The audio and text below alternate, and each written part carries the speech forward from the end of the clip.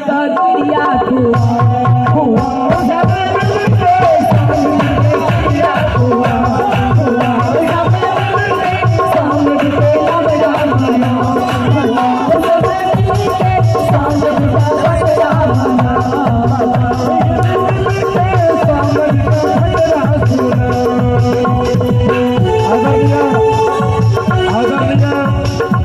दुल्हा का पिताजी, आदरणीय दुल्हा का पिताजी एक गीत पर प्रसन्न भाव 501 रुपये सम्मानित करना। जय हो बजाओ बजाओ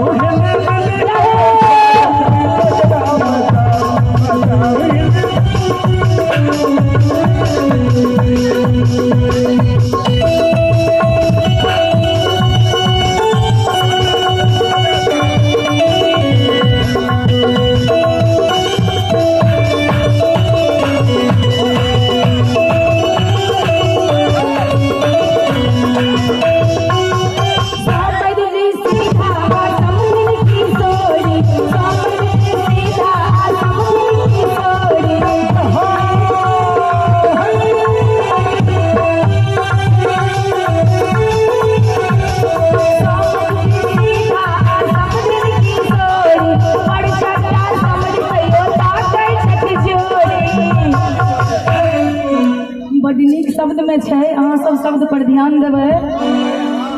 समधि जी सादा सादा समधिन किशोरी किशोरी।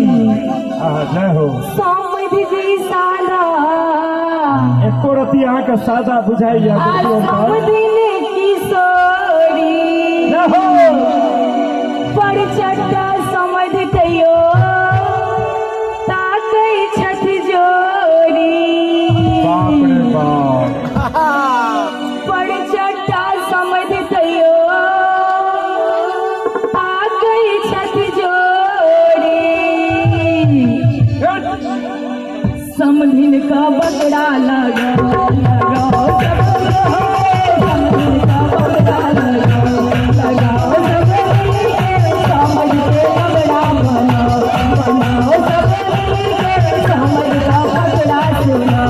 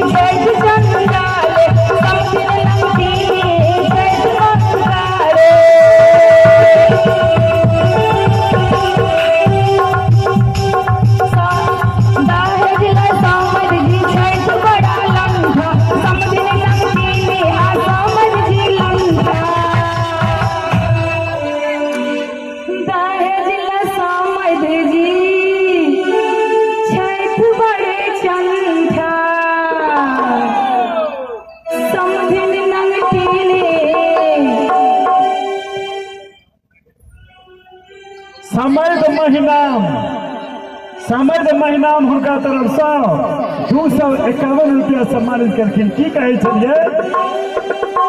समधि जी लंठा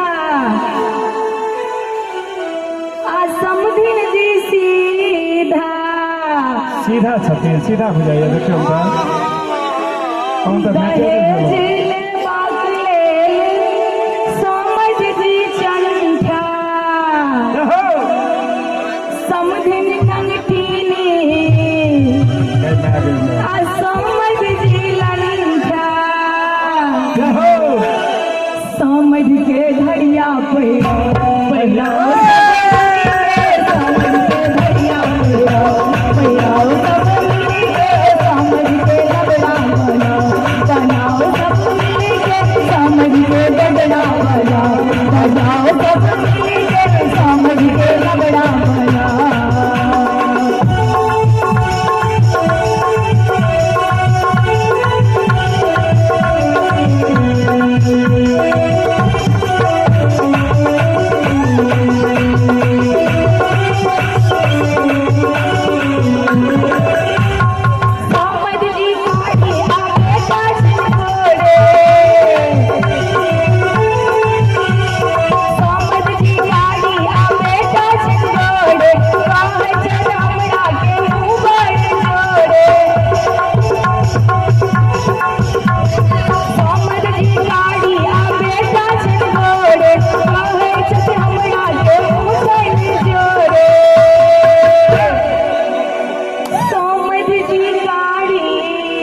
एको रत्ती कारी बुझाइ छै से देखियौ तऽ अंतर छै अंतर छै।